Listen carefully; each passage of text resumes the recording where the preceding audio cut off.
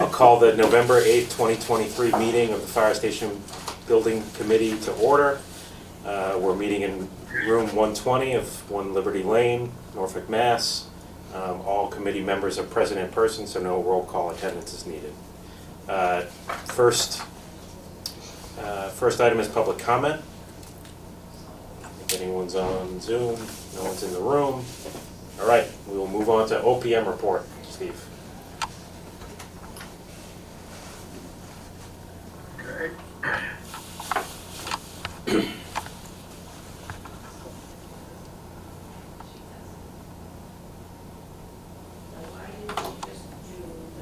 That's what I thought she was gonna do, like the gray color. That's what I thought she was gonna do, but she didn't.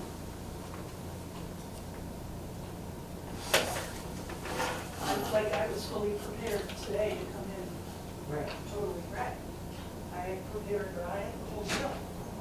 This doesn't count as fast. Well, there's a whole new drop-down menu for sharing my screen. Of course. We can see it in your glasses. Yeah. Oh boy.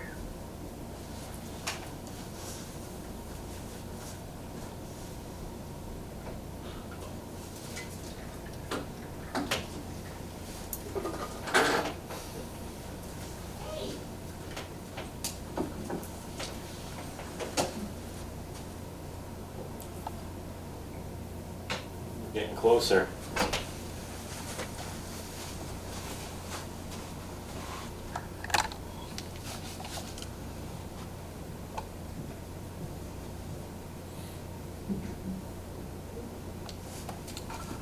Can you see that? You see a blank white screen. Okay.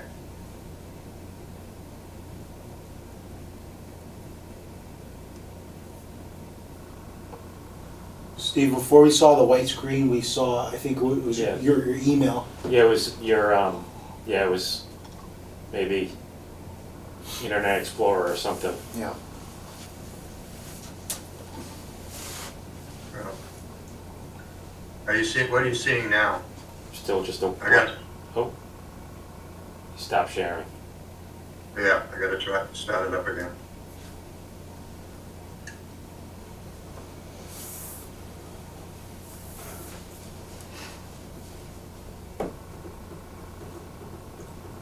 If you can drag it onto whatever screen you got up there now. There we go.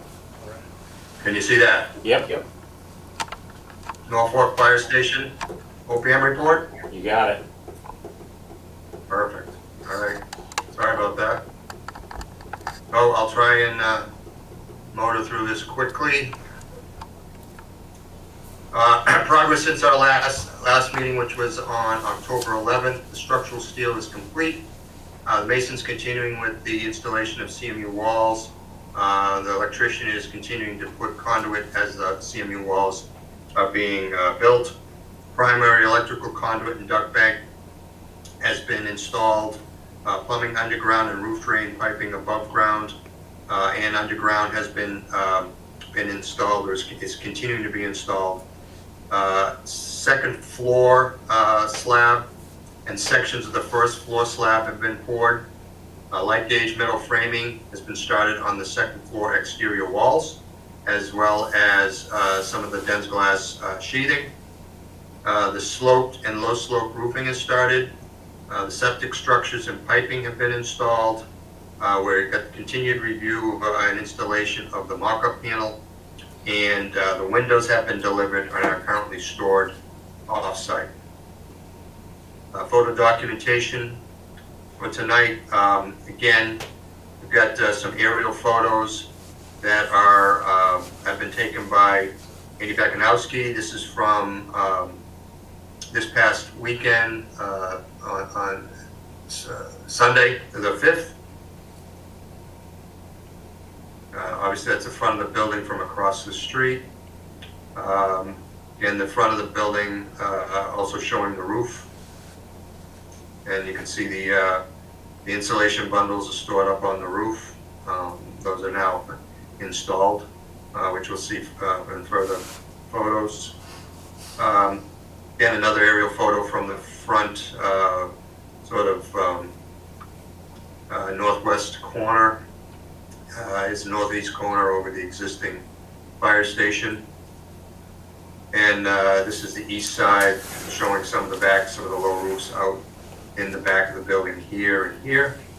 And again, the roofing material up on the roof, and then you get the mason staging here as he's building up the back CMU walls. Then going back sort of in a chronological, back on October 16th, they did the pour of the entire second floor deck. Here you got the concrete truck and the pump truck situated out in the back of the building. On the 25th, we've got a couple of the septic system structures that have been set in place. Also on the 25th, the vapor barrier mesh for the first floor slab on grade at the training room, and then another area of slab on the west side of the apparatus bay. Underground drain plumbing in the apparatus bay. Next photo is excavation for underground plumbing. This is again on the end of October. Beginning of November, you've got the roofer on site. This is looking over from the flat roof over the parapet to the sloped roof at the front of the building. You've got the steel deck, and then they started to put the vapor barrier. This is the north-facing slope deck towards the front of the building. Again, on November 1st, the light gauge metal framing is started. This is facing north at the front of the building. And then another view on second floor facing north from a little farther back. You got the north side and then the west side framing. Then light gauge framing at the south exterior wall, again on the second floor. On the 6th, we've got the view of the primary electrical conduits and duct bank going from the transformer, which is just out of view, and heading into the underground that's been installed in the building towards the electric room. Also on the 6th, this is the low slope or flat/low slope roof. We got 3 layers of insulation. You got the vapor barrier, and you've got the 60 mil EPDM. They're working their way from the front to the back. This is sort of an overview of the app bay facing east towards the existing station. Another view of the app bay, more ground level, facing the existing station. Next photo is a view of the app bay slab at the decon area towards the back of the app bay. And then another photo showing the decon area towards the back, and then 2 of the overhead doors coming in from the back. From the back overhead doors. I just got a text from Ron. He's in the waiting room, waiting to be let in. Whoever can do that. So, Yeah, and Justin was joining too. He texted me. Again, on the 6th, just a view of the front north elevation and progress from that viewpoint. Then I added a couple from today. We got some den glass sheeting up on the second floor of the south elevation at the rear of the building. And then you can see the progress on the roof. They've gone from the middle of the roof. Now they've gone to the roof edge at the back end of the building. This one is facing east, and then we got one facing north. So they've got a lot of the roof rubbered in with the EPDM membrane, which only helps work on the inside. Any questions on any of the progress photos? The only thing I was going to bring up, Steve, Justin, like you mentioned it to me earlier, is maybe we could schedule another site visit before the next committee meeting. I know the last one got kind of cut short because of the weather, but now it's more enclosed. might be a little easier. So I think that's. Yeah, we can do that. We can do that. And as a matter of fact, they're going to be putting stair 1 in the next week or so, which will make it a lot easier to get up to the second floor as opposed to going up the ladder. So yeah, that we should be able to do that. So, yeah, I mean, so we'll try and schedule for December 13th, which is the next meeting. I think last time we said 5 o'clock. Got light issues now, though. I think there's lighting inside. Is there lighting inside the Yeah. building, Steve? Okay. Yeah, they got temp lighting that they leave on. Yep. Okay. So, yeah, because it'll be dark by 5 o'clock. But if there's lighting, it should be all right. All right. Yes. I'll send out a reminder before the next meeting. All right. Okay. So, Steve, any concerns with cold weather and roofing? No, well, yeah, we did have concerns, and that's why we made sure that they were doing everything with the temperature at a certain degree and rising. And another reason why they put a lot of manpower on it to get it done, because obviously we've been dipping into low 40s and 30s, so they're in pretty good shape. We've had the commissioning agent's been involved in the pre-construction meetings. We've been forwarding him the progress photos. He'll be coming out, and the manufacturer's rep was supposed to come out today, the local representative, but we were in the meeting most of the afternoon. I don't know whether he made it out there, but he is due out to review the installation, do the progress review with them. So there's a lot of eyes looking at it. Thanks. Schedule look ahead. Going to continue masonry walls, continue the roofing, continue the first floor slab pours, continue light gauge metal framing and sheathing. We're going to continue the plumbing rough-ins, including the at-bay trench drains, which is something I'm going to be going to next because the one of the sections of the first floor slab is the 8-inch slab in the at-bay, and we got to set the trench drains first. They're going to continue electrical rough-ins. Like I said, the installation of stair 1 is due within the next week. They're starting to set up for temp heat and winter conditions. They're starting to drape poly over the openings, and they've got heaters on site. And they do want to prep to put some level of binder in before it gets too cold.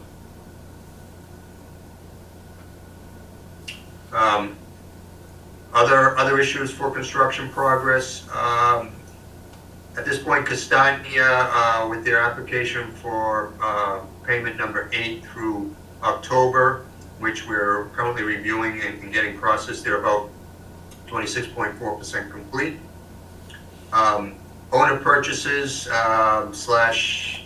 the OSD state bid list. We've reviewed audio-visual proposal. We've got a Pro AV proposal that's been vetted a number of times at $106,000, $443.79. The budget line item is $100. I've got a further slide to go over these into a little bit more detail, but I just sort of wanted to preview them. The IT network and Wi-Fi equipment, Ton has gone through with Hub Tech, and we did bid this out to a couple other suppliers, but he got a good price for the equipment at $36,441.97, and got that locked in before they went up as of November 1st.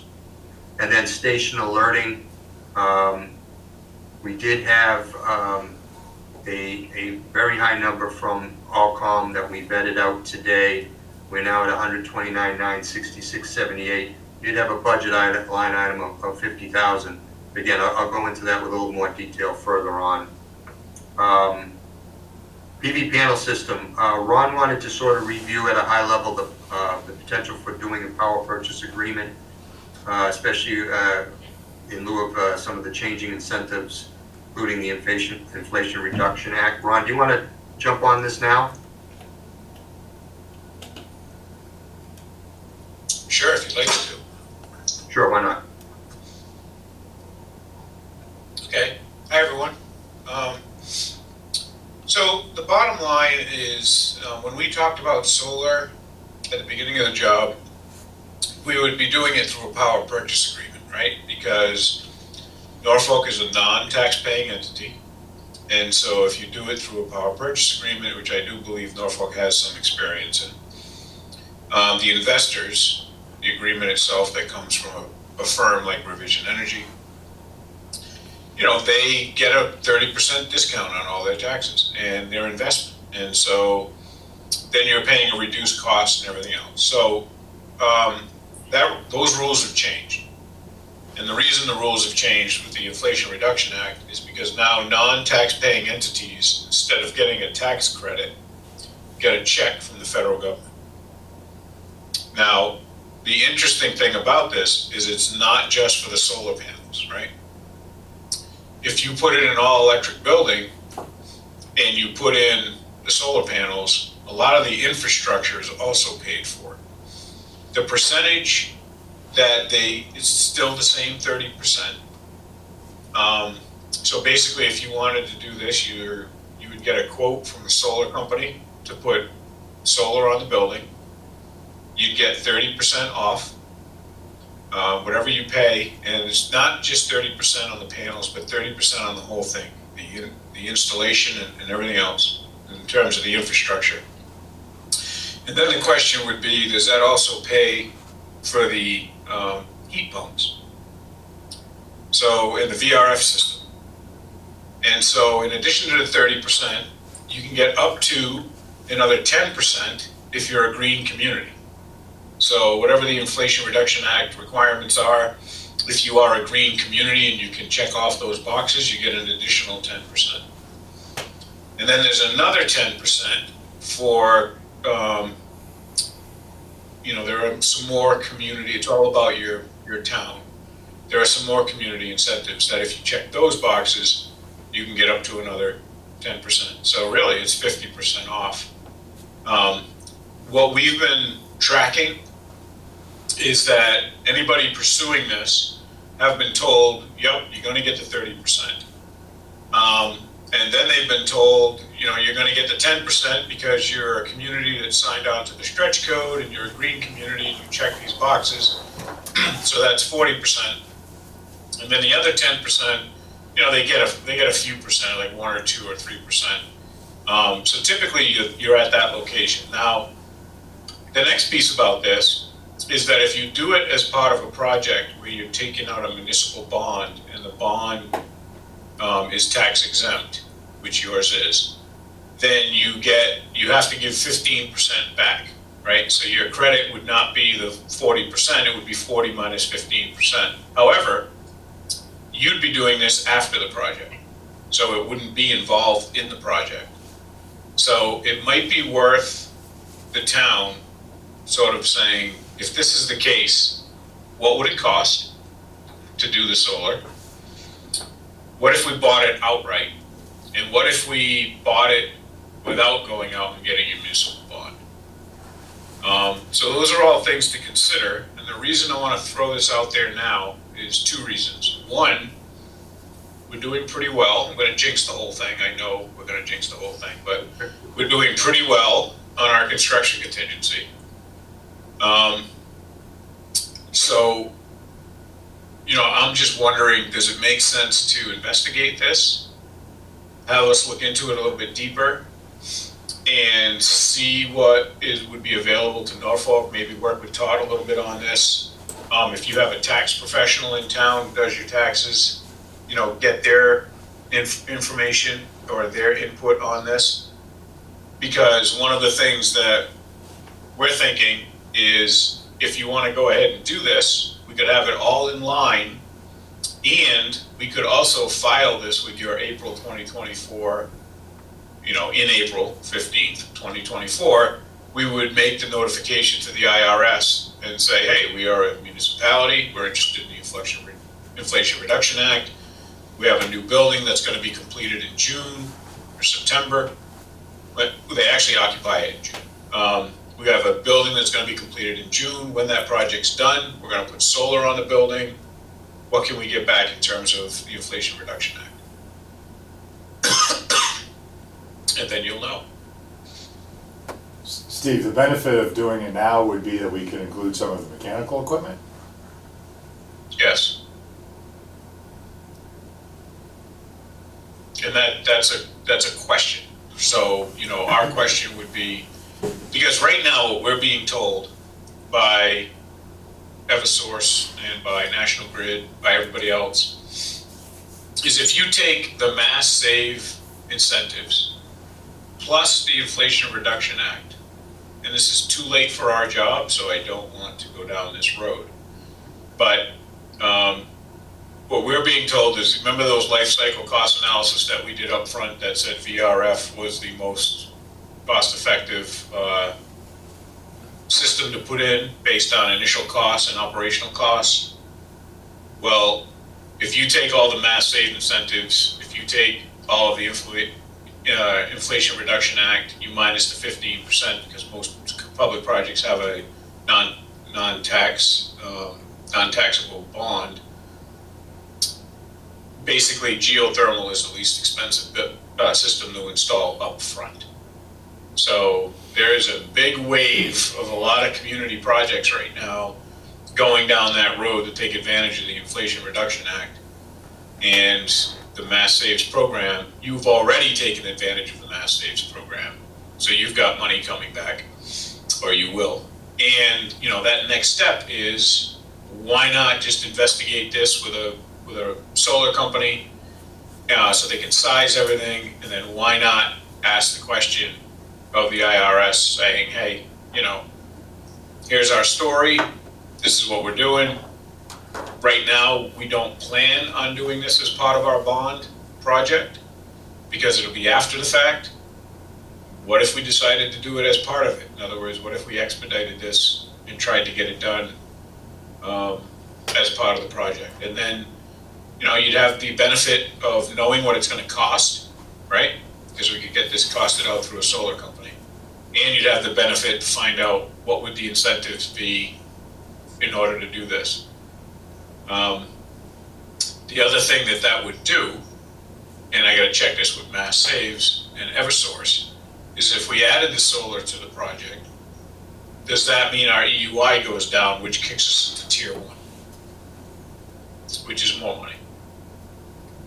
I wanted to bring this up now because this has been a very fluid thing since about June of this year. And we had a discussion with Mass Saves and National Grid. I know it's not Eversource, but you know, it's the same utility situation. And we had that discussion in August. We then had an update to that in September. And that's when I said, all right, this is something that I think Norfolk may be interested in. And so I'm bringing it up to your attention. So Ron, if the investigation and the analysis is no cost to the project or what have you, fine, move ahead, let's figure out, see if that makes sense. There is no implication with the IRS because we're a municipality, we don't make any tax filings with them, so I'm not sure how the IRS would be implicated on this. And as you indicated, maybe we don't get the 15% or whatever the numbers are because of our non-tax or tax exempt status. So again, happy to look and see what the numbers are, how they play out, but I don't necessarily want to add cost to the project if that's what's going to happen. That was going to be my question too. It sounds like the end result could be very good. It sounds like there's a lot of steps in investigation that needs to be done to get there. What's the implication of doing all that? Nothing from our end. We've designed the building to attach solar to it. I would simply be making some phone calls to someone like Vision Energy. I don't know if they would, charge you to do a quick study to say, if this is your site, this is your roof, this is your area on your roof, this is what we could put on your roof. This is the size of the array, whatever size it is. We would go back to Eversource, we would say, we have a transformer that's already been installed. Is that okay to put in, let's say it's 50 kilowatt, and I'm just making that up, right? But whatever the array array is that goes on the roof. It would be very simple for us to, and like I said, we, Doran Whittier, wouldn't be doing anything.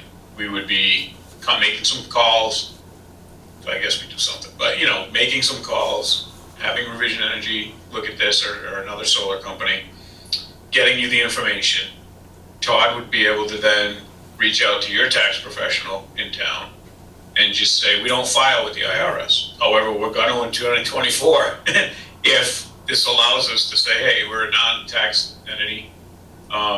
So we're not telling you what our taxes are because we don't have any taxes. However, we do want the check.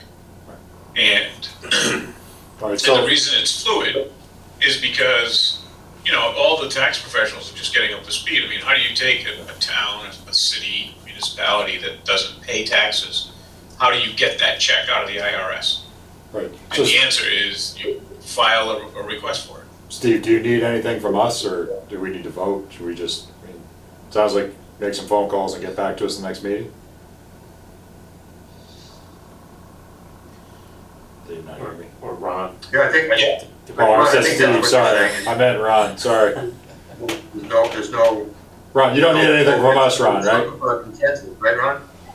No, I just, if you as a board say, you know, I don't wanna waste my time, right? So if you say to me, we're not doing it, you know, the select board's not gonna approve it, nobody's gonna wanna do it. If it costs a nickel, then we're not gonna do it. Because at the end of this, it's not free. You know, you don't get a free solar system put on your roof. Right. But, you know, if you take, like, just as a for instance, the last array that I did with a client was $660,000. You know, and they didn't get any discounts. They did it because they looked at, Right, but we can't have that conversation until we have the information, right? So there's no harm in getting the information, so. Yeah, that's exactly right. Yeah. But you know, if you were to say to me, you know, we're not interested in this because, you know, we're not going to, you know, we're not gonna We're pay interested. for any of it. yeah, Ron, just quick thing, the town is a member of Power Options, we're actually doing a PPA agreement at the police station for a solar roof project, a canopy, so I think the town is open to those things, it doesn't harm to get the information, Yeah. but there's still legwork, obviously, that we need to do with it, so, yeah, we're open to it. yeah, Alright, so I agree, I think, then I'm gonna, let's get the information, I don't know if Yeah, the project's gonna be able to pay for it, but exactly. we'll at least get the information of what it is, of what it costs. okay, and if you're interested, you know, back when Matt Hafner was around, we had reached out to Revision, which is why I want to reach out to them again, because they've already looked at this project. Because I had asked them, here's the EUI, here's the square footage of the building, what size of an array would we need to actually produce as much energy as we're going to use? And they think it's actually doable with a parking lot canopy of solar and the building. And the Inflation Reduction Act, since it says it pays for infrastructure, I've already reached out for another project, and I would add this one to the list, to the Massachusetts Department of Energy, just basically to say, look, does this cover infrastructure? In other words, does it cover the cost of the canopy and the cost of installation? Like, do we get 30% off of that too? And if the answer is yes, then again, it's something for the town to consider. And if you're looking at doing the police station, that's great.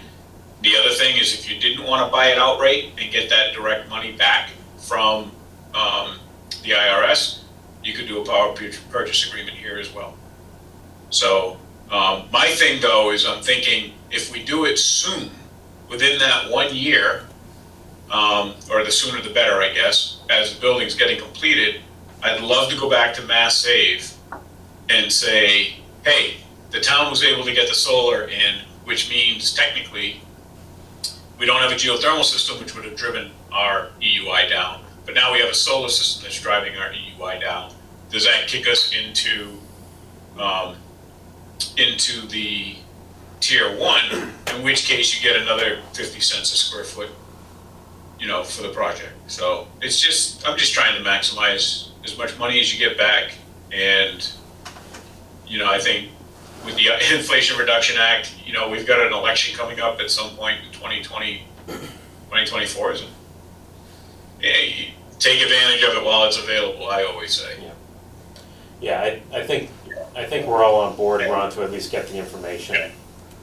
All right, Somebody's opposed. but- Is, you mentioned, you know, going to mass save after the fact. Is there any way to know ahead of time if that's gonna knock us down to tier 1 before the decision's made? it would knock us up. Yeah, So, it's sorry, up up, to up, you. down, Yeah. I can reach out to them. You know, I'll reach out to them tomorrow. You know, this is why I'm telling you, it's like no cost for us to do this. Because this is just, you know, me making phone calls. I'm gonna make a few phone calls. We're gonna have a couple of discussions about it, and we're gonna get the groundwork done so that we can come back to you and say, you know, here's a ballpark of what we're talking about, the size of the system, the cost of the system. And then when Todd has that information, he can basically, you know, run with it with the tax professional that you use and say, is this for real? Just like all the other clients have been doing, like, is this serious? And if they come back and say, yeah, then I think the town gets to make a decision. Thanks. All right. Thanks, Ron. Thank you, Ron. Okay, thanks, Ron. Okay, moving on to the next item, FD, Fire Department training items. We had mentioned this at the last meeting, and we have another item too. Last meeting, we talked about installation of a precast catch basin, partly suggested by the general contractor for roof drain outlet, because the basin wasn't going to be built until phase 2. There was a question about, you know, what they'd be willing to share because they did own some work. The original discussion from them that there was really be no credit because they just let everything run to the roof drain overflows, which empty out behind the building. Today, and I didn't get a chance to update this today when we talked with Castagna.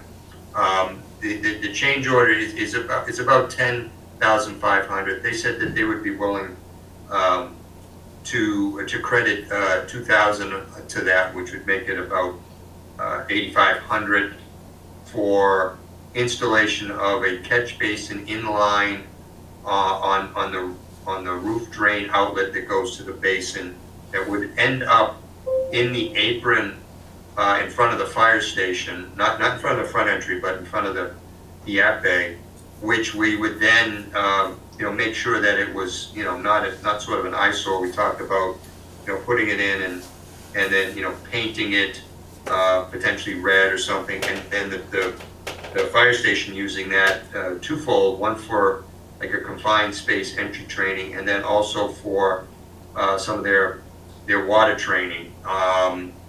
And I'll let Jack give you a little bit more information on it. But the second one, before I turn it over to him, is there was a request for some additional training hooks to be installed in the training stair up at the top, so they could do some some rappelling and some rope type training exercises, which came in around $6,000. And we haven't, I'd say that a little over 6,000 would be like an upset limit. We haven't gone back to them with trying to get it down a little bit. But I wanted to bring it up here to make sure that, again, if we're gonna try and pursue this, whether the committee is in agreement that it's a good idea, it's a benefit for the station and for their training and function, and then we'll proceed to pursue it. But maybe Jack, you want to give a little bit more information on the uses for these things?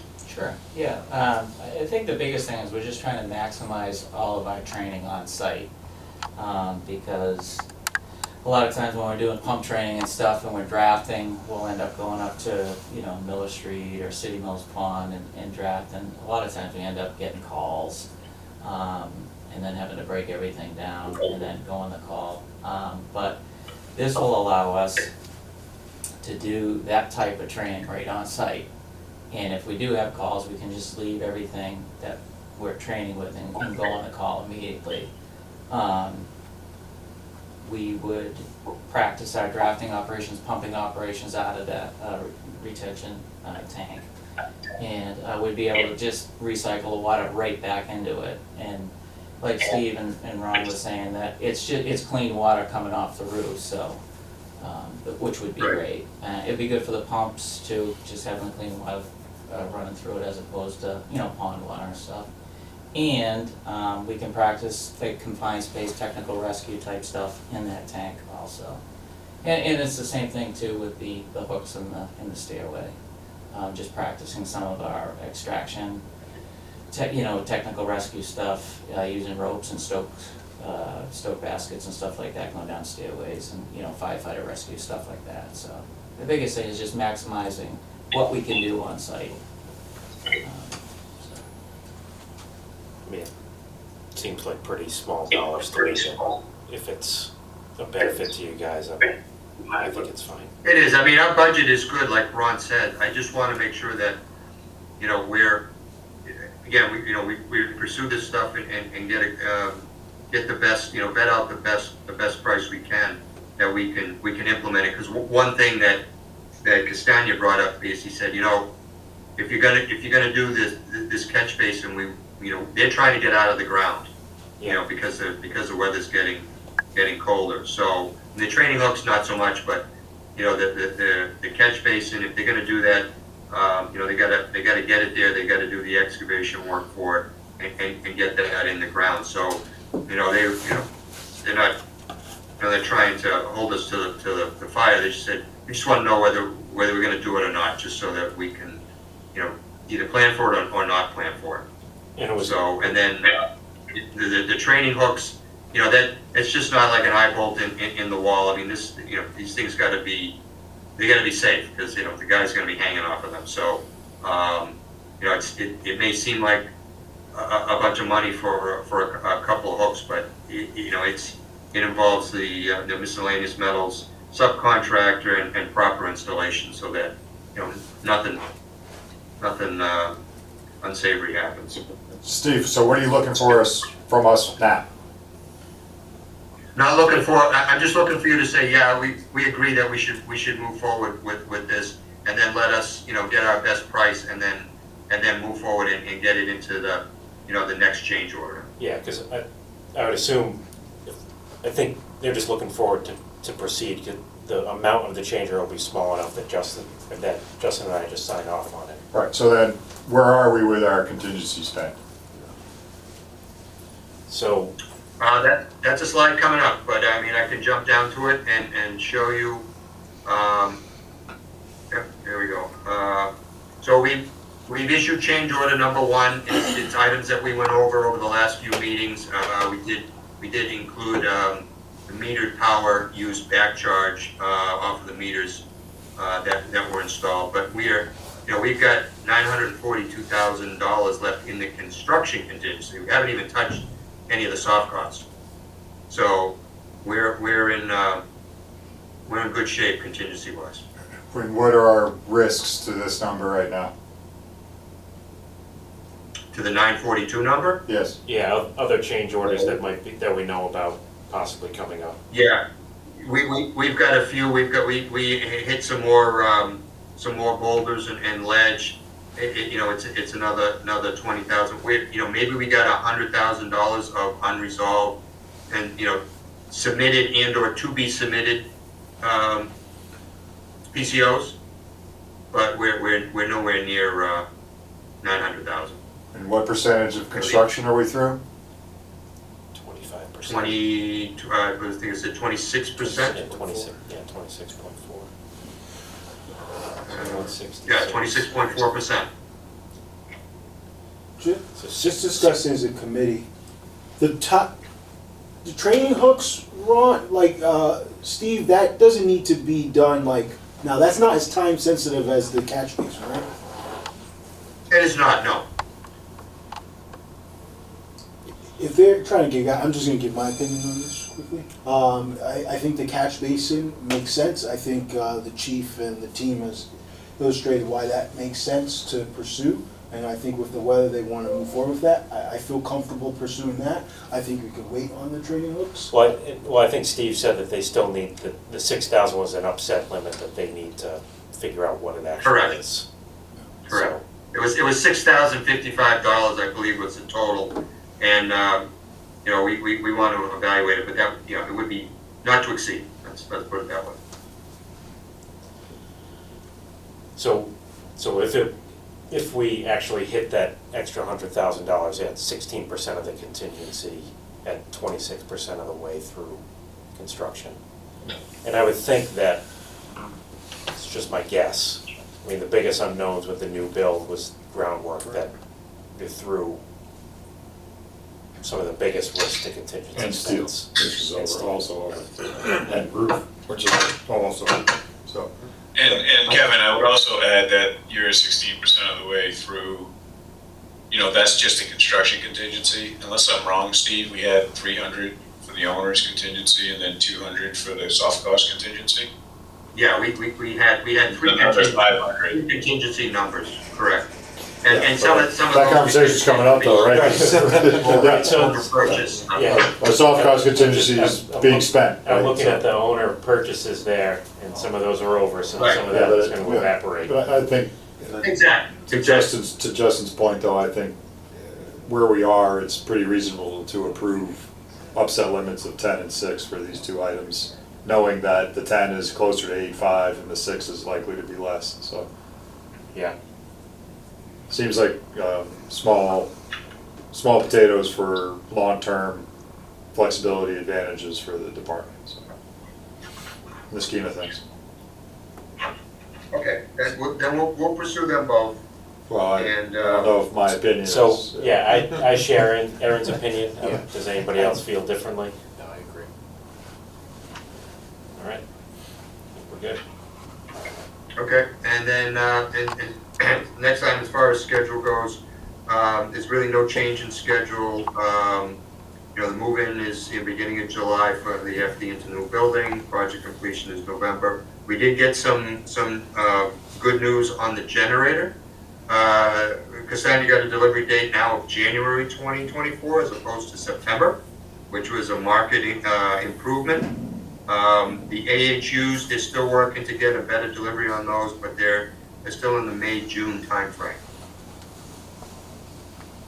And they provide us a monthly schedule update with every requisition. Again, we sort of just talked about this. We've issued change order number 1. It's been signed by Dawn Whittier and Castagna, and it's forwarded to Justin and Kevin for the just final signatures, items that we had gone over. Some of them go back a little ways, and we wanted to try and wrap that up.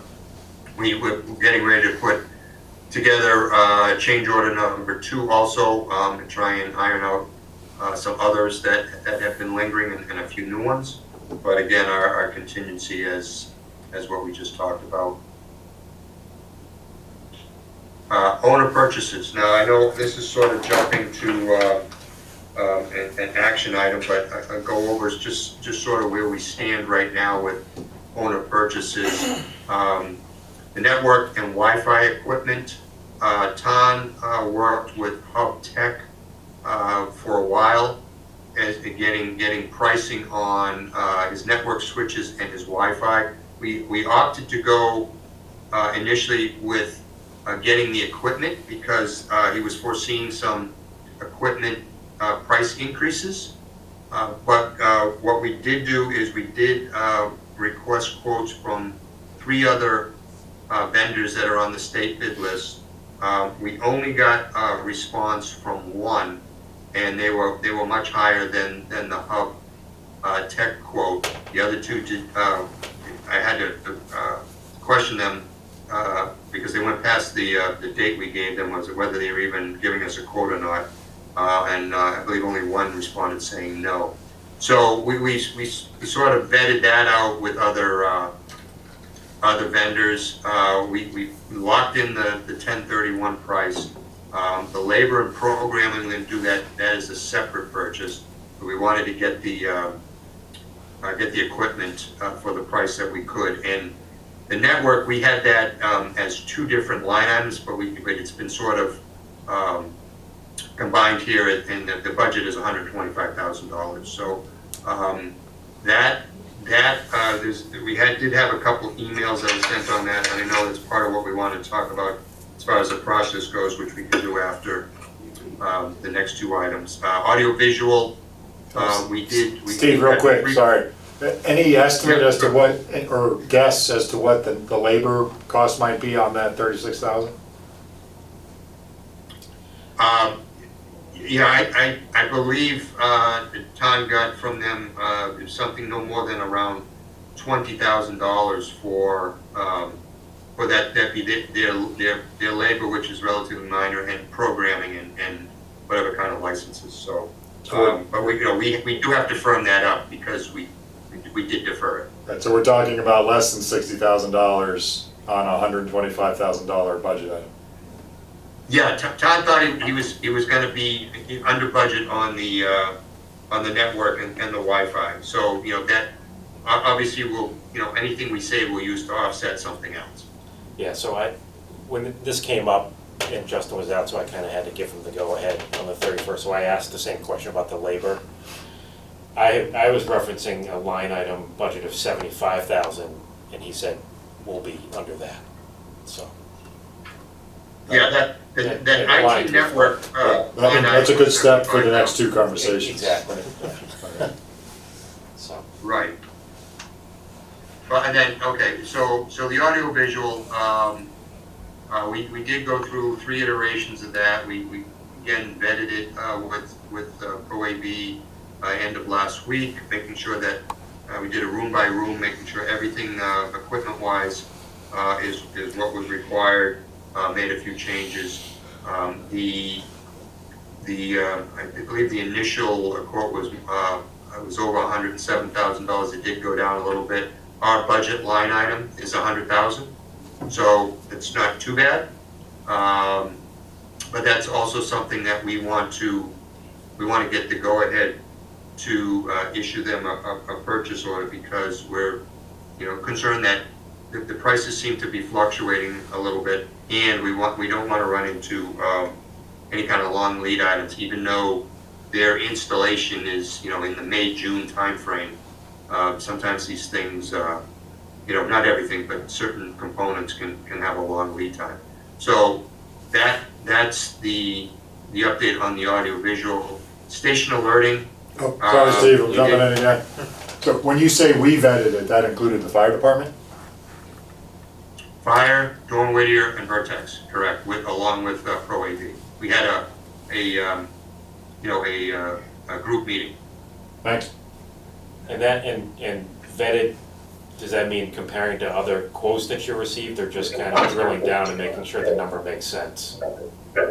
Well, in this case with the audio visual, because we're going off of the state bid list, all the discounts are worked into this, and there was not a requirement to put this out to get multiple quotes. So that's part of the choices that you have with the state bid list. Everything should be all discounts are already worked into their numbers. And I think I might have given you guys an example a while ago where on another project we ended up, for whatever the decision was, to put the furniture package out to bid to three different vendors. They all came within $1,000 of each other. So it sort of confirmed for me that the discounts are in there. It's virtually a level playing field for a lot of it. It depends on what you want. So there's no benefit to bidding to multiple parties. Yeah, so we went to ProAV because they will help you with the design, and they're not really charging for the design, and they're used by many municipal projects as well as the private work too. But they've been on other projects of mine with never an issue. Thanks. Okay. I think Ron can vouch for them also. Yeah, they're one of the top firms that, there's no BS with them. You know, we go back, the chief sits down with them, the chief wants to see photos. We actually went to their office. They opened their office to us. We got to see exactly, the chief and some of his team members got to see exactly what they were going to get, exactly what it looks like, how it works. It was all demonstrated to them. And then all these prices are relatively fixed because you got two fixed things. The state bid list tells you what the equipment costs because they've already bid this and that's the lowest bid. So the manufacturers have to give it to them and they can't increase that price for 3 years. So these are fixed equipment prices. And then we've got prevailing wage. So really what it comes down to is the only difference, like Steve's saying, is, what are they charging for profit? And they know, it is what it is. I mean, they can only charge so much for prevailing wage and they have to buy the equipment for that price. So in fact, as a matter of fact, and this was funny, your local rep is a security and AV expert. What's his name? Steve, I forgot his name. It just slipped my mind here for a second. Marcus. Marcus. And the chief brought him in and he said, oh no, I want to see all the quotes and everything else. And we showed him everything and he said, oh, this looks good. And so he thought he could get a better price. And he came back and said, no, I'm not going to be able to get a better price. Yeah, he deals in the equipment end of it, yeah. Yeah, so that's where probably the status lies. Okay.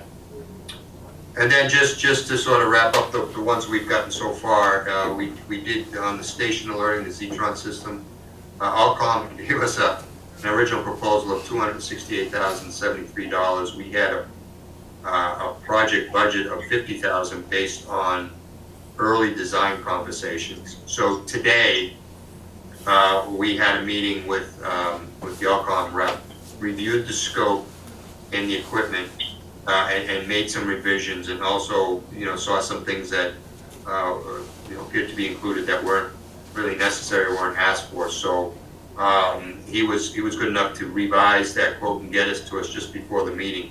That number came down right now to $129,966.78. And one of the other things that he didn't do with that 268 number, excuse me, he didn't factor in any of the discounts.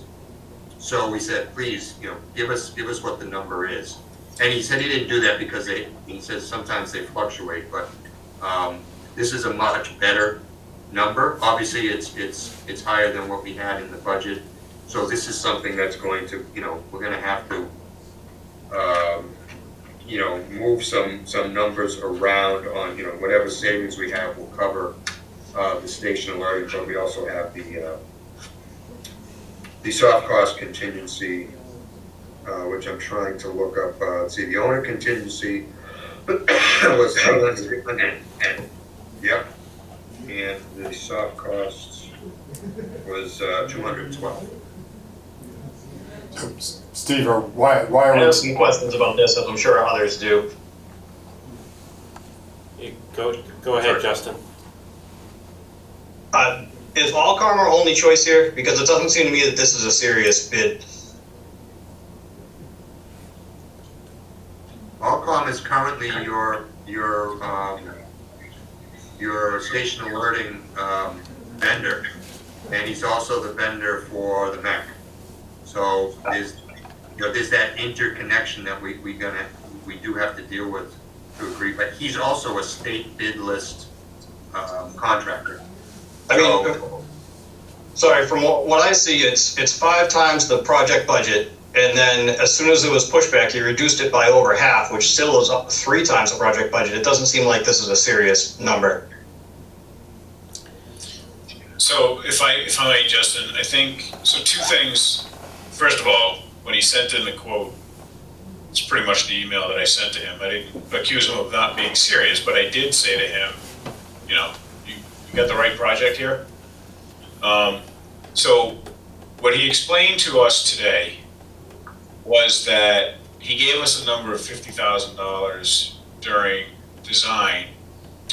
not realizing the number of speakers that we would need throughout the building. So we have 60 ceiling mounted speakers in the building, and then 6 pendant speakers. So just the speakers alone was $38,000. And, you know, I mean, Justin has been a party to all of this, so I'm not defending him, Justin. I'm just telling you that it didn't look good. And so when we sat there and said to him, well, you know, why didn't this come up during design? There's no explanation. It's just I didn't realize the scope of the work, okay? And, you know, remember, and again, just for what it's worth, when we reach out to these vendors during design, and we do this, a lot of architects don't, right? So they just say, hey, what was our last job? But, you know, we reach out to these folks to try to get a better number. And so when we reached out to him, he did this, and it's no excuse, but I don't think he really understood the scope of the work. Now, to make matters worse, when he came in and said to us, okay, I got the plans, I've had the plans, here's what we're gonna do, and he's talking about this with the chief and you know, Deputy Chief Kelly. He went through and said, okay, yeah, you can get this, this, or this, right? So it's like, okay, well, we'll take that. One of the 3 options for, like, for instance, a, what's the button? Acknowledgement button, right? Yeah. So, you know, there's 4 types of devices that you can use for one of those. So the highest price one is $9,900, and the lowest price one is like $1,000. And then, you know, the intermediate one, which is going to be used in some quantity throughout the station, is $2,900. So you go from $99 to $2,900 or $1,000, depending on which acknowledgement you're going to use. So, you know, when the plans came in, and this is, you know, what Steve's talking about, right? We respond to him saying, what in the wide world of sports happened here? And then it comes back, and it's kind of like, well, you know, here's the situation. And so the chief today, we went through everything after the meeting today because we knew we had to get it done for tonight, and we just got these things recently. The chief was able to say, okay, well, we're not even going to buy any of those, right? So that those 3 options that we had, we're not buying any of them. They're off the table, done. This option here, we need 1. And then all the rest can be this or this. And so that's where you kind of say, okay, so we went from 268 that didn't represent the state bid list prices, and we don't know why. And again, I'm going to just say maybe there was a little lack of attention to detail, because what he offered to us today was, well, this isn't the discounted prices. This is manufacturer's suggested retail price, MSRP. And we were just like, well, what? Like, why? What are you doing?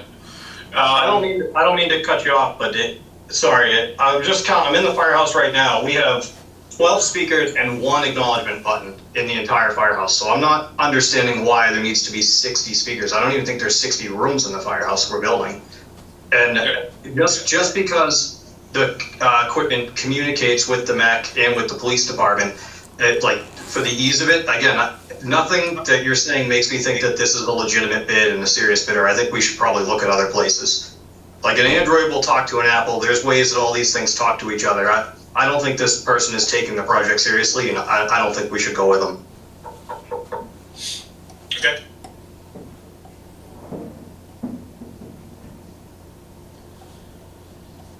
Sorry for being harsh. Yeah, well, you know, Justin, I have you know, I can't disagree with anything you said. I'll just leave it at that. I understand it from his point of view, which it's not a good showing, frankly. And I 100% understand your point of view. Well, are there other options, Rob? Yeah, I just don't think, I honestly don't think, given what I heard today, given what I've heard, during design and so forth, I think 2 things. Number 1, I think he just outright missed the speakers. I think he did not consider that when he gave us his price during design. And to your point about some stations having a lot fewer buttons, How's that our fault? Yeah, You know, but but Ron, I think the point is he's not trying, right? So are there other options with folks that might try? Yeah, I mean, can we at least? Sure, yeah, there's Get other another vendors number. of the Sheetrock system, yeah. Yeah, let's take a look at least one of them. Yeah, okay, We can reach out to LW. And then tell this company that, hey, look, we're reaching out and maybe he'll pay attention to it. Okay, we can do that. okay. All right, so do we need some sort of a vote or approval on the first two to keep those moving, or? So, so the first one I have already approved, just because we needed to approve it before October 31st. Okay, The second one is one of our action items, okay. so. Yeah, and Kevin, I didn't know whether you wanted to go, I mean, before that, you had the action item for, the method of owner purchase, approvals. Yeah, we can go through that when we get to the action items, but again, we were kind of in a bind to get the one on the 31st approved, just so that we didn't lose that. The numbers seem pretty good. Yes. But I just wanted to get something on record, similar to how we're handling change orders and things, that is there a threshold amount where Justin and I just approve it? So we're not waiting for every committee meeting to approve all these things. So we can talk about that a little bit when we get to it. So keep going, Steve, unless there's other questions on this slide. Yeah, well, and the only thing I had was, you had asked, how are we tracking this? And I have a spreadsheet that I'm gonna keep expanding as we get numbers in, so, just, what the budget amount is, and, what the costs, what the quotes are coming in. I didn't update this because I already had this in the presentation. We got a new number from Allcom, but, I'm making sure that we have all of this tracked, so. And So then, that's all I have for my presentation. and just before you move off the slides, the 680,000 is just the amounts we carried in the project budget above the contingency line. So this does not include any soft cost contingency. 680 is It does not. what we had budgeted. No, these are just- Yeah, and then we have the contingency for anything that goes over that amount, right? Correct, yes. Okay. Yep, I don't want to touch contingency if I don't have to, so I Yep. just stick with the line item numbers Yep. to start off with it. And Steve, in item number 2, would it be prudent in the budget amount column to put in the cost column to put included and above? Oh, well, there may be, you got the labor that we got to put into this, so I know myself that we sort of combined those two. I mean, I can put a note in the note column that the equipment is included in the hub purchase order above. I'm gonna keep expanding these so I can keep track of each and every one, because sometimes with these owner purchases you have multiple POs that go under one line item. So Yeah. All right. So then, it's a tracking issue, but I can do that. That makes sense. so in terms of looking at future risk, right? Let's assume that the station alerting system is number 1 proprietary, number 2 an outlier. Do we have any reason to believe that our other budget numbers are at risk? I think, no, I think, I talked to Tom on the network stuff, which is, can be of concern, but he seemed to think everything was good there. We are getting, he is getting in touch with Contract to make sure that we get updated numbers from them on the fiber. The telephone relocation, that's probably plenty. Office equipment, that may be a little high, and moving it really, depends on how we really want to accomplish it. And then the FF&E, we're in the process of, we've had a couple meetings on furniture, and I think, Ron, correct me if I'm wrong, that Berglund is looking at getting pricing now, or are we at that point yet? we are at that point, and she is getting prices, and we're gonna Okay. be knock on wood, no one jinx anything, I think we're gonna be okay in the furniture. The moving budget, by the way, that's something that we threw in. The station's not moving a lot of anything. Right. There's 2 treadmills, a rowing machine, some weight, I think, yeah, there's a display case that's going in there and 2 jerseys. 9/11 stuff, yeah. And so, there's not a lot of stuff that's getting quote unquote moved. We just said, well, look, if we had to hire somebody, if the town needs to go out and hire some movers, and even if it means, buying the local football team pizza to come out here and move some things, let's just put $50,000 in there. That'll cover if anything needs to get moved. Sounds like a training exercise for the fire department to me.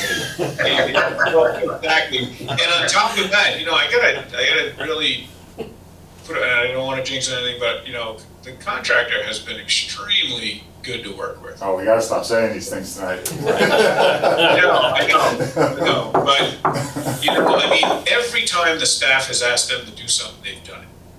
Right. It's things that are not in the contract, it's not on the drawings, they don't have to move something, they don't have to relocate something, they don't have to make the fire department's life easier. Yet again, they've done it, And it's kind of like, okay, so personally, I think we're looking okay. The telephone relocation, that comes right from Ton. The office equipment comes right from Ton, and the Wi-Fi comes right from Ton. So the reality is the town is pretty much 100% in control of all those numbers plus the moving number.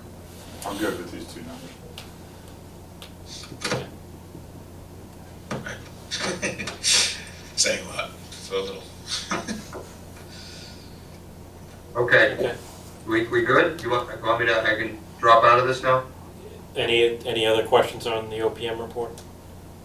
No? Yep, you're good. Okay. All right, any other discussion items before we move on to action items from anyone? No? No? Okay. All right, so the first action item is approval method for owner purchase materials and services. So this came up a week or 2 ago, as we kind of went over tonight. Steve and Ron reached out to Justin and I and said, hey, we have this amount, $36,000. The quote's only good until October 31st. This just kind of begs the question, how are we handling owner-purchased quotes? And so I approved the $36,000 one again, just so that we had to lock in the number. But I said, we'll deal with this one, however, going forward, we just need to make sure we all agree as a committee how we're handling them. And so my thought was, if we just come up with a certain dollar amount, if it's below that Justin and I can sign off on it, similar to change orders. Or so a dollar amount, and then maybe if it's over a certain dollar amount, we have to get to full committee approval, or if it exceeds the budgeted amount, that we would need to come to committee approval. So I just wanted to get maybe some insight from people, what they think. I think we should start with the budgeted amount, not exceeding the budgeted amount. The question becomes is how do you deal with the situation you just dealt with? If it's not the full budget and you don't have the full number, then what? So, right. Yeah, I think we need some sort of idea. Well, I think if I may just jump in here, if we don't, I think that if Steve and I, or even Justin, if we don't have the right number, I think it's not appropriate for us to ask for Kevin and Justin to approve it. And if we don't feel comfortable with the number, I don't think we can ask them to approve it. So in that case, it was, we had the equipment that we had to approve to lock in the equipment price, we just didn't have the labor, which is the second part of the equation. Do we anticipate that happening again, where we're gonna have equipment but no labor, or vice versa, where we're approving half of, or we're approving some portion of a budgeted amount, but then we don't know what the remaining portion is yet? Generally not, Kevin. Usually you're buying it as a package. This is I haven't really had this situation before where we just purchase the equipment. If it really came up because of the, two things. Lead time on some of the switches that Tom knew could go extended, and the fact that he was facing a price increase. So I'd be, So it could be, curiosity question there. what's that? Why couldn't we just put an amount of labor number on it too, but I don't wanna belabor the meeting. Yeah, So I think we so just. it could be pretty limited going forward, that, where we're in that situation. I'll make a motion to allow the two of you to make decisions for the budget number or less. So even if it's more than, say, like, even if it's like $100,000, as long as it's the budget amount or less. Fine with me. I mean, I'm okay, I don't know how much vetting we're gonna do. I mean, I'm certainly not an AV expert anyway, so I think the only red flag I would have would be something that came up, like the all-comp thing, where it's just it's over the budget amount. Yeah. You know, if that one was significantly over the budget We're only amount. talking a handful of items at this point. Right. So, And you're not talking about anything that's over the budget, that has to come. Right. So, So, does that seem, I mean, as long as we can get numbers that are the complete number, and we know that it's within the budget, that we can approve it that way, so. All right, and I'm assuming most things aren't gonna be very time sensitive per se, right. except in this case, because you had a 10/31 deadline or whatever. Yeah, so I think if it's an item that can wait for a committee meeting, that we just keep it for the committee meeting. So, Friendly amendment. so I'll ask for a motion to approve the method for owner purchase materials and services, that if it's a time-sensitive issue that cannot wait until the next committee meeting and within the budgeted amount, that Justin Casanova Davis and Kevin Champagne can approve said amount. so moved. Do I have a second? Second. All right. I know Justin Yanosik joined us, so I'll take a roll call vote. Justin Yanosik, Yes. Todd Lindmark, Chris Baker, Aye. Aaron Hunt, Aye. Justin Casanova Davis. Aye. Kevin Champagne, aye. All right. Next is for approval of audio-visual equipment. That's the Pro AV amount of $106,000, $106,443.79. So I will ask for a motion to approve that amount. I think I have to throw in a question there. Sure. The extra 6,000 is coming from, Well, I won't take it off of another line item, so that would come out of the soft cost contingency where we have $212,000 carried. motion to approve the 106,000 with the 6,000 being covered from the soft cost contingency. So moved. Second. Second. All right. You want to take the roll call vote? Nope. Justin Yanosik, Yes. Todd Lindmark, Aye. Aaron Hunt, Aye. Justin Casanova Davis, Aye. Chris Baker, Aye. Kevin Champagne, aye. All right, approval of meeting minutes. Right, review the minutes for the September 13th, October 11th meetings, had no comments, I'd like to ask for motion to approve. So moved. Second. Do a roll call, Justin Yanosik, Yes. Todd Lindmark. Aye. Aaron Hunt. I have to abstain from the 13th because I wasn't here. I will approve the 10th. All right, thanks. Justin Casanova Davis, Aye. Kevin Champagne, Aye. Chris Baker, aye. All right. Yes. Any other action items before motion to adjourn? All right, can I get a motion to adjourn? So moved. Second. All right, Justin Yanosik, Yes. Todd Lindmark, Aye. Aaron Hunt, Aye. Justin Casanova Davis, Aye. Chris Baker, Aye.